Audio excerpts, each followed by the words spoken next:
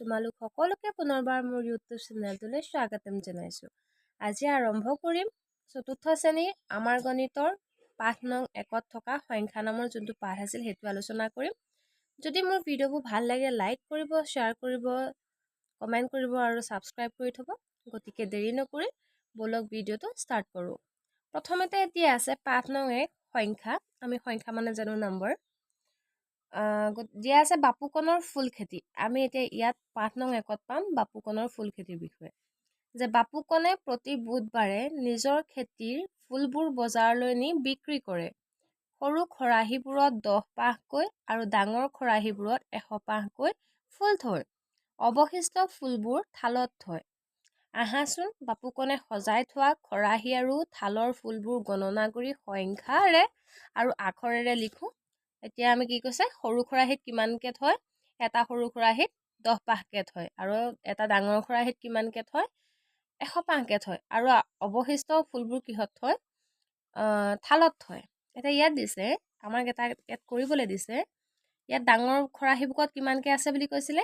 100কৈ। 100, 200 আৰু সৰু খৰাহীত কিমানকৈ আছিলে? 10কৈ আছিলে। 10, 20, 220। এইটো দেখিছে আখৰেৰে লিখি দিছে 220। নেক্সটটো দিয়া আছে, ইয়াত তিনিটা কি আছে? সৰু খৰাহী আছে। সৰু খৰাহীত কিমানকৈ আছিলে? 10কৈ।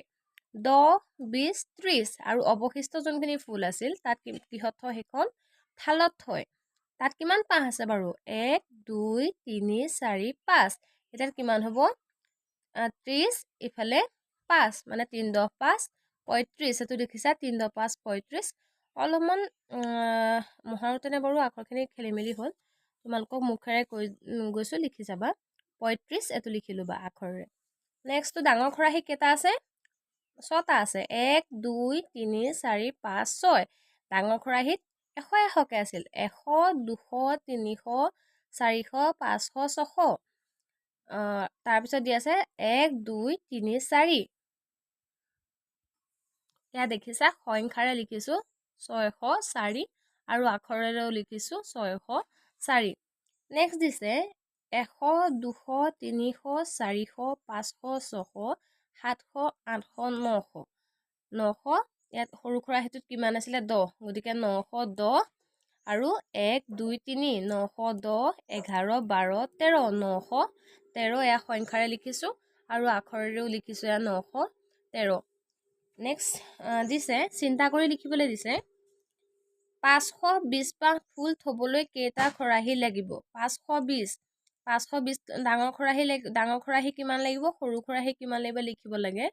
520 হ'বলৈ ডাঙৰ খৰাহী কেইটা লাগিব? 100 200কৈ 5টা লাগিব আৰু সৰু খৰাহী 20টা হ'বলৈ কিমান লাগিব? সৰু খৰাহী 2টা লাগিব। 990 পাহ ফুল থ'বলৈ কেইটা খৰাহী লাগিব? ডাঙৰ খৰাহী কিমান লাগিব? সৰু খৰাহী কিমান লাগিব লিখি কৈছে যে ডাঙৰ খৰাহী কিমান লাগিব? 9টা আৰু সৰু খৰাহী কিমান লাগিব? 9টা। হ'ল? ঠিক বুজি পাইছা কিবা? যদি বুজি পোৱা নাই মোক কমেণ্ট কৰি দিবা। নেক্সট দিছে তলৰ চিত্ৰত দিয়া বস্তুবোৰ গণনা কৰি সংখ্যাৰে আৰু আখৰেৰে লিখোঁ আহা। এতিয়া ইয়াৰ এটা মুঠাত কিমানকৈ আছে? 10কৈ আছে আৰু এইকেইডাল লাঠিকেইডাল এটা এটাকৈ লিখিব লাগিব। 10, 20, 30, 40। ইয়াত 40 হ'ল। 41, 42, 43, 44, 45, 46, 47। 47টো সংখ্যাৰেও লিখিছে আৰু আখৰেৰেও লিখিছে। দেখিছে? এতিয়া ইয়াৰ এটা মুঠাত কিমানকৈ আছে? 10কৈ আছে। গতিকে মুঠা কেইটাকৈ আছে এটা হেৰিয়াত? 1, 2, 3, 4, 5, 6, 7, 8, 9, 10।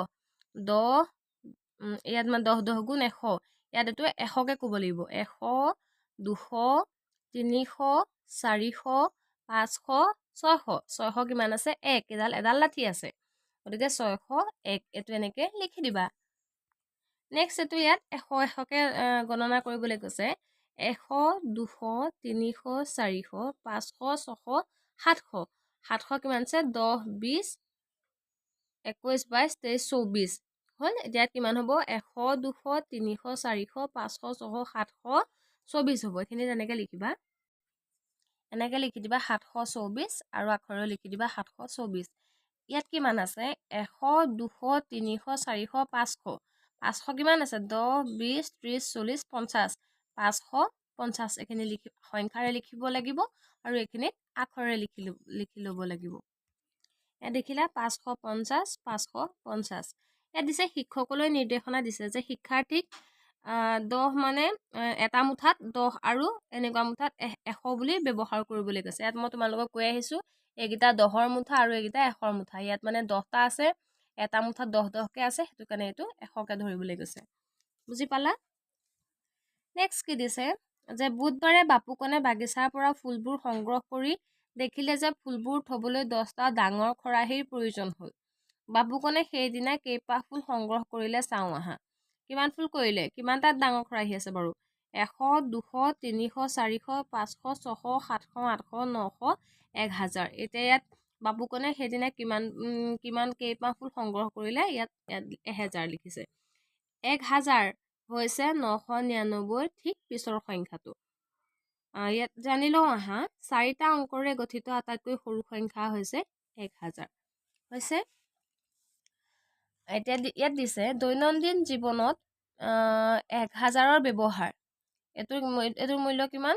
এইটোৰ মূল্য হৈছে 1000 টকা। ফিল্টাৰ। 2 নম্বৰতে কি দিছে? শ্ৰী শ্ৰী মাধৱদেৱ বিৰচিত নামঘোষা। শ্ৰী শ্ৰী মাধৱদেৱ বিৰচিত নামঘোষাখনত মুঠ 1001টা ঘোষা আছে। ইয়াক হাজাৰী ঘোষা বোলা হয়। এইটো কি হয়? 1 কেজি হ'বলৈ কিমান গ্ৰাম লাগিব? 1000 গ্ৰাম লাগিব। 1000 বছৰক 1 সহস্ৰাব্দ বুলি কোৱা হয়। হ'ল? এতিয়া ইয়াত দিছে কোনখন পাউৰুটি নিগনিটোৰ ওচৰত আছে? পাউৰুটি মানে এইকেইখন দেখিছা? ইয়াত পাউৰুটি আছে। নিগনিটোৰ সংখ্যাটো কিমানত আছে? 1300। আৰু পাউৰুটি ওচৰত থকা সংখ্যাটো কিমান আছে? 1000 আৰু দূৰত কিমান আছে? 2000। এতিয়া দিছে নিগনিটো কোনটো সংখ্যাত আছে? আমি এতিয়া নিগনিটো কোনটো সংখ্যাত দেখিলো? এইটো 1300 সংখ্যাটো দেখিলো। 1300। গতিকে এইটো আমি ইয়াত খালী ঠাইটো লিখি দিম। এয়া 1300। এতিয়া ইয়াত দিছে নিগনিটোৰ ওচৰত থকা পাউৰুটিখন কোনটো সংখ্যাত আছে? নিগনিটোৰ ওচৰত কোনখন ৰুটি আছে? পাউৰুটি 1000খন আছে নে 2000 নম্বৰখনত থকাখন আছে? 1000 হ'ব। গতিকে ইয়াত 1000খন লিখি দিবা। লিখি দিলো। নেক্সট কি দিছে? চিন্তা কৰিবলৈ কৈছে। নিগনিটোৰ 1600 থাকিলে কোনটো সংখ্যাত থকা পাউৰুটিখন নিগনিটোৰ ওচৰ হ'ব? এই নিগনিটো যদি এইখিনিত থাকে, 1600 থাকে, তেতিয়া ৰুটিখন কোনখন ৰুটিৰ ওচৰত হ'ব? পাউৰুটি 2000ৰ ওচৰত হ'ব। এইখিনিত 2000টো লিখি দিবা। নেক্সট দিছে খটো দিছে নিগনিটো 1300ৰ বাহিৰে তলৰ কোনকেইটা সংখ্যাত থাকিলে 1000ত থকা পাউৰুটিখনৰ নিগনিটোৰ ওচৰ হ'ব? ঘেৰ দিয়া। ইয়াত কি কৈছে? এতিয়া এই নিগনিটো মানে এই 1300টোৰ বাহিৰে কোনখিনিত থাকিবলৈ মানে 1000 পাউৰুটিখনৰ মানে ইয়াৰ ওচৰ হ'ব সেইটো সুধিছে। নাই এই 1200ত থাকিব লাগিব, নাই 1400ত থাকিব লাগিব। এই 1400ত থাকিলেও ওচৰ হ'ব আৰু 1200ত থাকিলেও ওচৰ হ'ব। গতিকে আমি ইয়াত এই ঘেৰ চিন দিবলৈ কৈছে। আমি প্ৰথমতে ঘেৰ চিন দিম এই 1200টোত। ইয়াত দেখিছা দিছোঁ, 1200টোত দিছোঁ আৰু 1400টোত দিছোঁ। গতিকে মোৰ ভিডিঅ'টো আজিলৈ ইমানেই। নেক্সট আমি পাঠ নং 4 পৰা পৃষ্ঠা নং 4 পৰা আমি আলোচনা কৰিম। আজিলৈ বাই বাই।